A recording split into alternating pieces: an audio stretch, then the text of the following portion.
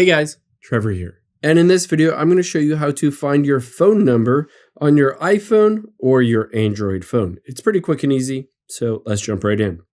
Now, in both instances, we're going to head into the settings.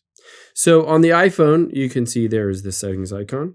And on Android, I'm going to swipe up and there is the settings icon on Android. Now, they're in different locations on the iPhone or Android. Let's first start with the iPhone.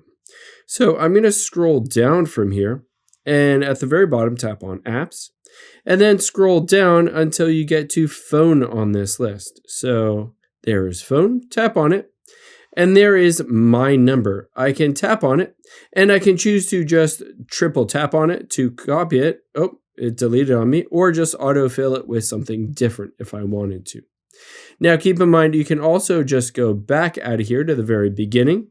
If you wanted to, you could tap on cellular, and then there is your eSIM that is controlling that phone number. You can choose to turn it off or delete it, etc. Now let's do the same thing on Android. Within Android, the first place that you can just check that phone number is by scrolling down to the bottom and tapping on About Phone. Now from here, you'll be able to see it says your IMEI as well as your eSIM phone number and the network. So you'll be able to see all of that directly in the About Phone section.